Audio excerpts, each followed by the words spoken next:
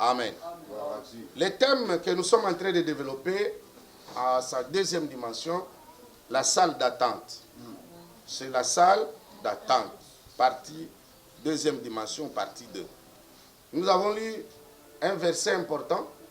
La fois passée, nous avons vu cet homme qui était dans la piscine, près de la piscine de Bethesda, qui est allé pour attendre la guérison. Et c'est la fois passée, le dimanche passé, nous avons défini la salle d'attente par rapport à cet homme qui était allé près de la piscine pour attendre d'être guéri. Et lorsqu'il attendait là, la Bible dit que Jésus est arrivé et lui a posé la question, « Veux-tu être guéri ?» L'homme a répondu, au lieu de répondre par oui, parce que tel était son désir, il dit, « Je n'ai personne. » Parce que chaque fois qu'il y a quelqu'un, chaque fois que l'ange descend, il y a quelqu'un qui descend avant moi. Donc, il était dans l'attente de quelqu'un qui pouvait lui permettre d'atteindre l'objectif, qui pouvait lui permettre de descendre le premier pour pouvoir être guéri. Et la Bible dit qu'il a fait ainsi de tout chaque année. Chaque année, il le faisait en attente de voir quelqu'un qui pouvait l'aider. Moi, je me posais la question, ceux qui les transportaient, pourquoi ne pouvaient-ils pas attendre pour qu'ils puissent les précipiter les premiers?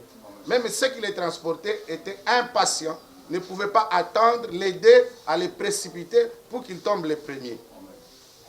Amen, amen. Amen, amen. Amen. Je ne voudrais plus revenir sur ça. Nous sommes dans le livre de Marc, chapitre 10. Je lis au nom de Jésus. Ils arrivèrent à Jéricho, et lorsque Jésus en sortit, avec ses disciples et une assez grande foule, le fils de Thumée, Bartimée, mendiant aveugle, était assis au bord du chemin.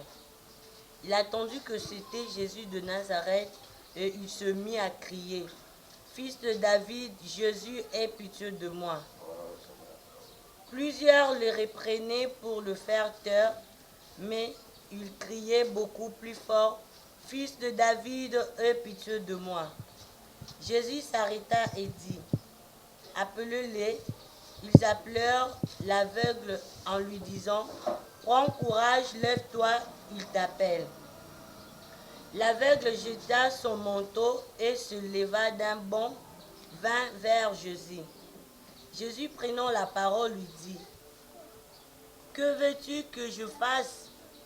Rabouni, lui répondit l'aveugle, « Que je recouvre la vie. » Et Jésus lui dit, « Va, ta foi t'a sauvé. » Amen. Amen. Amen. La Bible dit que Jésus était arrivé à Jéricho.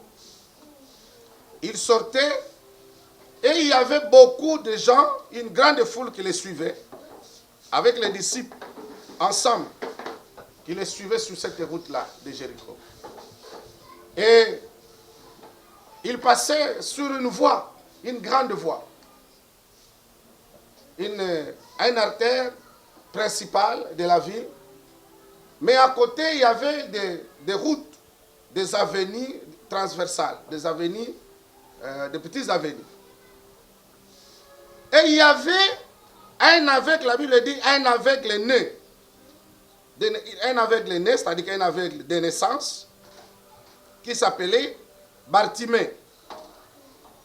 C'était un mendiant. Il était aveugle et son travail était de mendier au bord du chemin, chaque jour. Il était là, quand quelqu'un passait, il demandait l'aumône. Il demandait qu'on lui donne quelque chose. Cet aveugle-là. Quand je réfléchissais sur cet aveugle, il n'avait plus, en lui, à mon avis, il avait déjà terminé l'étape de la recherche, de la guérison, pour qu'il recouvre la vie. Il était tellement désespéré qu'il se retrouvait dans la rue chaque jour pour demander de l'argent, mendier, ne serait-ce que pour se donner de quoi à manger journalièrement. L'espoir de la guérison n'y était plus.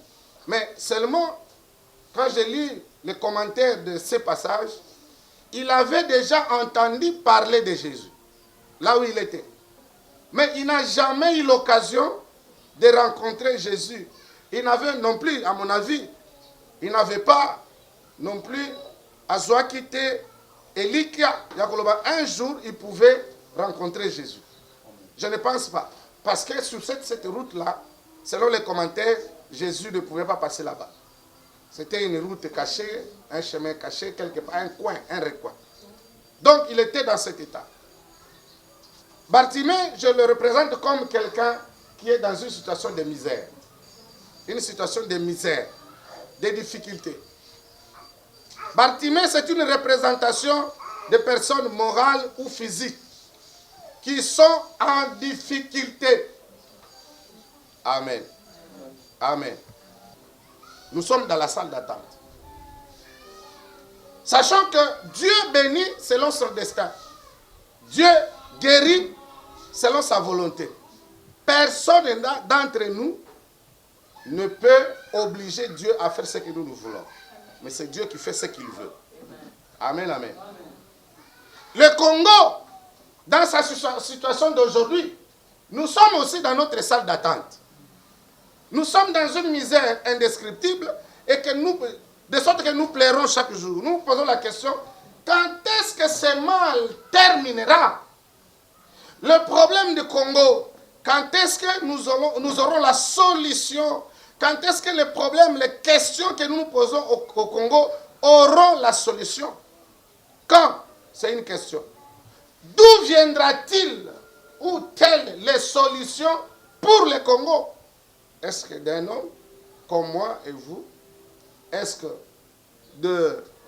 d'une organisation? Est-ce que des politiciens? Est-ce que des professeurs d'université? Est-ce que des avocats, des magistrats, de mon père ou de ma mère? D'où viendra la solution de votre famille? La question que nous nous posons aujourd'hui sur le Covid-19 aussi. Le Covid a frappé et il n'y a aucune solution. Le monde entier est dans la salle d'attente. Amen. Est-ce que quelqu'un me comprend? Amen. Le Covid-19 a mis le monde entier dans la salle d'attente. Quand est-ce que nous aurons la solution? Qui sera la solution de Covid-19? Qui viendra guérir le monde de la peste de Covid-19? Quand je lis le verset ici de Marc, vous avez l'impression que vous n'aurez pas la solution, la réponse. Mais nous avons la réponse. Amen, amen. Amen. Qui est la solution de Covid-19? Qui est la solution de la misère des Congolais? Qui sera la solution des problèmes du Congo, de votre famille? La Bible dit, cet homme a vécu dans cette situation d'attente, en train d'attendre quand ça viendra. Ce jour-là, c'était un jour particulier qu'il a entendu un bruit de la foule qui suivait Jésus. La foule qui suivait Jésus. Et il s'approcha de quelqu'un, peut-être les gens qui étaient à ses côtés, et il pose la question. C'est quoi j'entends dehors? Ce bruit signifie quoi? On lui dit c'est Jésus-Christ de Nazareth qui passe. Amen, amen. Amen, amen. Je suis en train d'introduire pour vous dire, il est important que nous soyons attentifs. Pendant les difficultés, pendant la misère, la grâce de Dieu peut passer. Amen, amen. Pendant ce moment, la grâce de Dieu peut vous traverser si vous êtes distrait. Vous pouvez louper une grâce de Dieu parce que vous avez été distrait dans la vie. Il faut être prudent et vigilant. Il a entendu ce bruit et il pose la question. On lui dit, c'est Jésus-Christ de Nazareth. Il se rappelle. On a dit, ayant entendu, il dit, ah, on a parlé. Peut-être qu'aujourd'hui c'est mon tour. Alléluia. Est-ce que je parle à quelqu'un? Peut-être qu'aujourd'hui tu vas quitter la salle d'attente. Peut-être que le Congo va quitter la salle d'attente. Peut-être que ta famille va quitter cette salle d'attente. Tu l'as entendu longtemps. Ah, Bartimée dit, j'ai entendu longtemps ce jour. Il est arrivé. Mais il était loin de Jésus. Et la Bible dit qu'il commença à crier. Jésus, fils de David, aie pitié de moi. Fils de David, aie pitié de moi. Jésus a entendu. Mais les gens qui étaient à côté de lui, ils disent, non, ne crie pas très fort, tu ne sais pas que c'est Jésus, un grand maître. Souvent, nos collaborateurs refusent aux gens d'approcher les pasteurs. Il y a tellement de barrières. Il y a tellement de barrières. Alors que les gens sont dans la salle. Si vous parcourez des églises, vous allez voir beaucoup de gens. J'ai causé avec un frère qui est venu dans notre église. Je lui ai posé la question de l'église où il était. Il m'a dit que je n'ai jamais vu le pasteur. Depuis qu'il est dans l'église, il n'a jamais rencontré le pasteur. Nous prions aussi pour un couple ici, chez nous, pour un couple qui attend des enfants. Je lui ai posé la question, est-ce que tu as eu le dialogue pastoral avec le pasteur? Il me dit, notre pasteur, c'est difficile. On ne peut pas l'approcher. Un homme de Dieu doit être accessible. Amen. Pour que les gens quittent la salle d'attente. Vous êtes un homme de Dieu, c'est comme un médecin. Je suis un homme de Dieu, je suis comme un médecin. Il n'y a pas de barrière. Quand vous n'êtes pas accessible, vous augmentez le nombre de patients. Tout le monde n'est pas médecin. Il ne faut pas donner le malade entre les mains des infirmiers. Ils ont besoin de rencontrer le médecin. Et si le médecin ne fait pas ce travail, on augmente le nombre de patients. Et la salle d'attente devient trop grande. Bien, Jésus a dit, laissez-les. On a voulu l'empêcher, il dit, laissez-les, qui viennent. Il est venu, Jésus lui a posé la question, qu'est-ce que vous voulez? Qu'est-ce que vous voulez? Il dit, je vais être guéri. Il dit, ta foi t'a sauvé. La force qui triomphe du monde, c'est notre foi. Par la prière. Alléluia. Alléluia. C'est notre foi. Je vais terminer en vous disant, vous devez par la foi, au moyen de la prière, savoir arrêter Jésus de son passage. Le Congo, nous n'avons pas une autre solution. Tout le monde a entendu parler de Jésus. Si nous voulons que le Congo quitte la misère indescriptible dans laquelle nous nous trouvons, le Congo doit déployer des efforts pour réduire son séjour de misère. Amen, amen. Amen. 60 ans d'indépendance, 60 ans de misère. Aujourd'hui, c'est pire qu'avant. Quand vous demandez ceux qui sont nés dans les années 60, la vie qu'ils ont menée par rapport à ce que nous menons aujourd'hui, Bandeko, Biso il faut tolérer là. Le Congo est dans la salle d'attente, mais attention, si vous ne réduisez pas votre séjour dans la salle d'attente,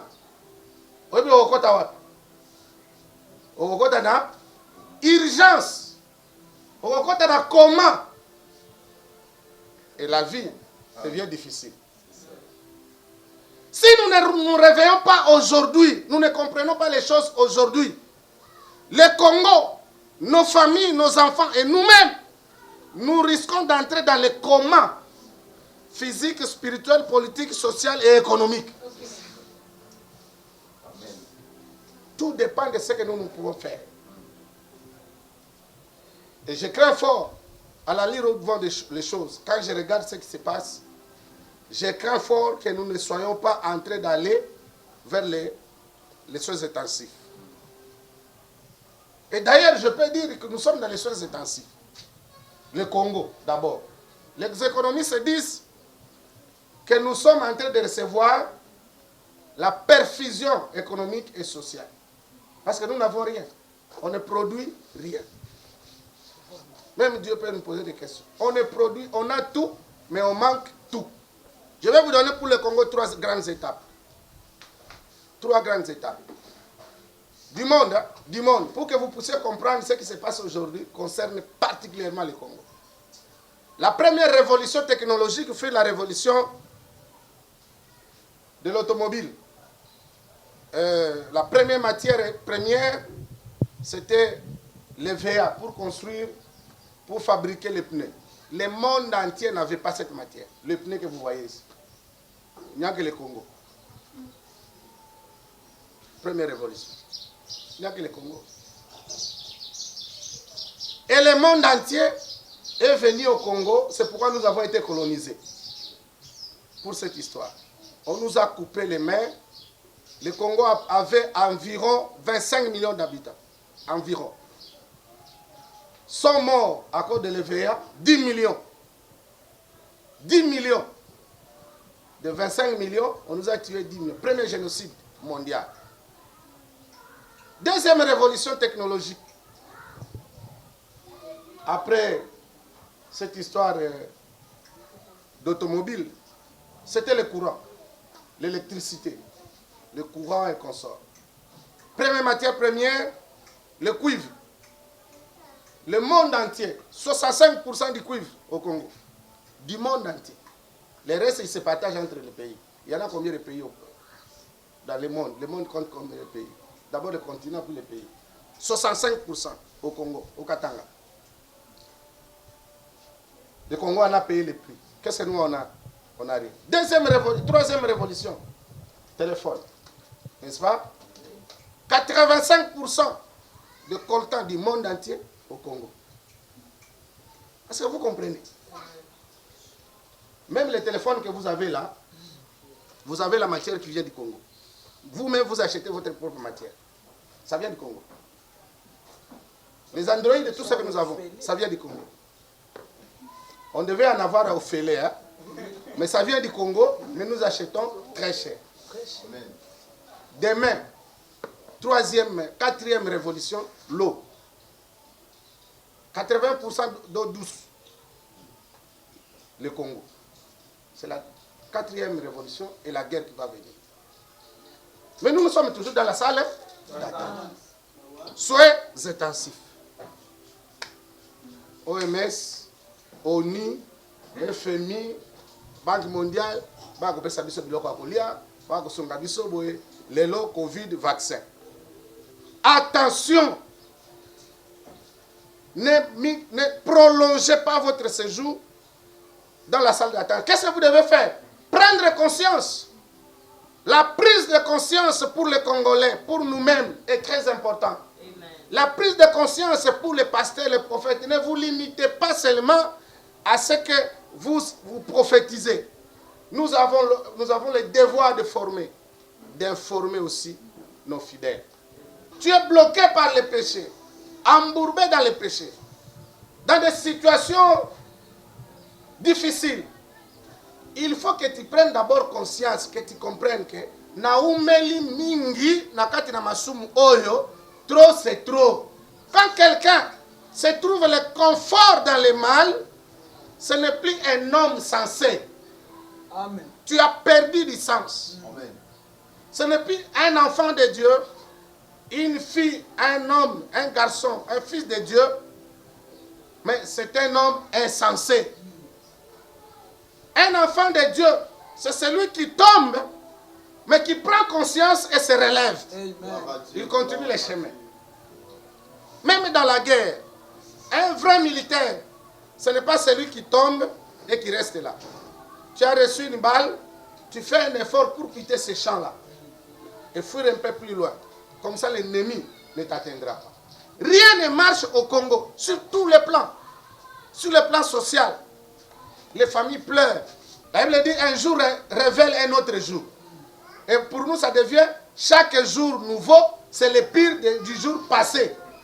Comment le pays va survivre dans cette situation? Prenons conscience, Congolais, Congolaises, enfants de Dieu, prenons conscience de notre situation. La libération de notre situation ne vient pas d'un autre ou d'ailleurs. Ça vient de soi-même à partir de la conscience et de la volonté que vous avez de quitter la situation de misère. Il faut que vous soyez en mesure d'avoir une bonne perception de Dieu.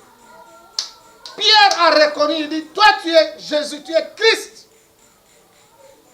Il dit que tu es Christ, le oint de Dieu. Amen. Cette perception a permis à Jésus non seulement de déclencher une parole qui va faire de Pierre la pierre angulaire. Est-ce que quelqu'un peut comprendre? Qui va faire de Pierre une pierre dans l'édifice. Il dit à Pierre, ce n'est pas l'eau et le sang, ce n'est pas la chair qui t'ont révélé, mais c'est l'Esprit de Dieu. Amen, amen. Et tu es Pierre. Sur cette pierre, je bâtirai mon église.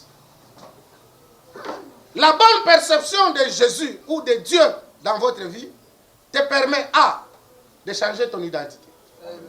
Amen, amen. Amen. Dieu fera en sorte que tu n'aies plus la même identité d'un malade qui attend dans la salle d'attente. Non, tu ne seras plus là-bas. Tu vas changer d'identité. Tu ne seras plus malade. Tu seras un homme, une femme saine. 2.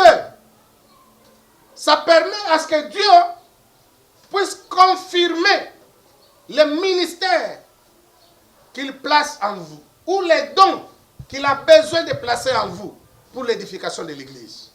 C'est pourquoi il dit à Pierre, sur toi, je bâtirai l'église. Amen, amen. Tout ce que nous faisons doit être fait pour la gloire de Dieu et surtout pour l'édification ou pour bâtir l'église. 3e chose, savoir braver les barrières.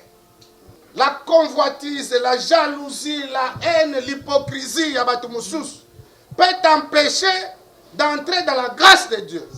Il faut savoir braver ces barrières physiques qui ne vous permettent pas de rencontrer le Seigneur. Bartimée l'a empêché, ce sont les hommes qui l'ont empêché. Non, ne parlez pas. Mais toi, crie au Seigneur. N'ayez pas peur. Le Seigneur t'écoutera.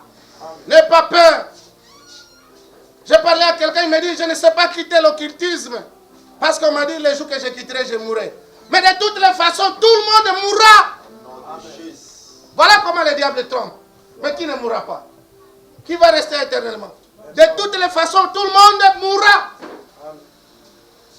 Mais toi, ce que tu as à faire, c'est de dire, non, je rentre vers mon Père. S'il faut mourir, je préfère mourir entre les mains de Dieu. Le Seigneur vous recevra et vous serez sauvés. Que Dieu vous bénisse. Au nom de Jésus. Amen.